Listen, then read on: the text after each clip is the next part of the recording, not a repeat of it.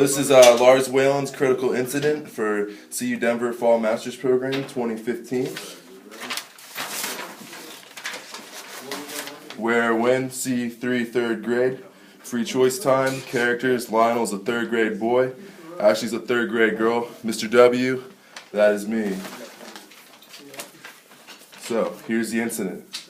Lionel, why is your hair so weird? It's all weird and fuzzy. Aren't you going to fix it?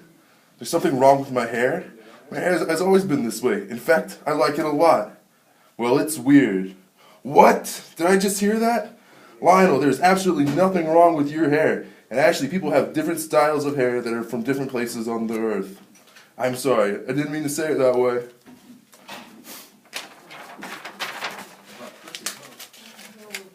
Ashley, I know you didn't mean to hurt my feelings, but when you call my hair weird, it hurts my feelings. I forgive you. Things aren't weird. Sometimes they're just different, and nothing is wrong with that.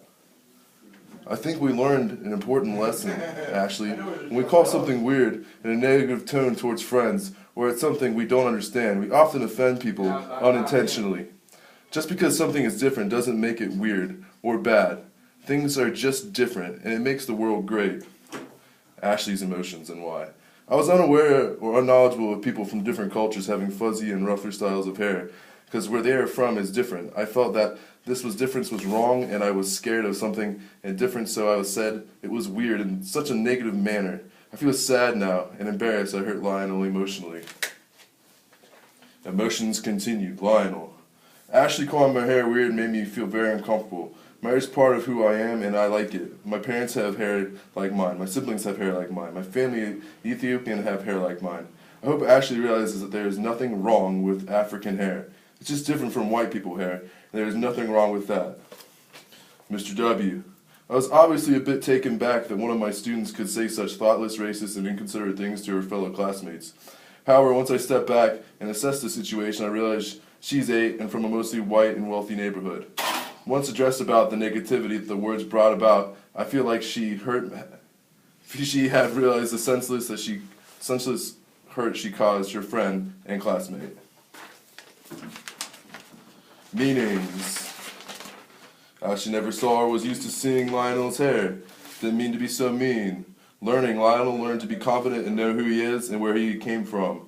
Ashley has yet been encouraged to look at positive aspects of other cultures. Mr. W has been in an environment that has encouraged diversity and stunned by Ashley's views. Ignorance of Ashley. Mr. W's schooling, she positive light on diversity. Ashley's parents might have a negative bias towards black people that is reflected towards her and therefore developed in her opinion.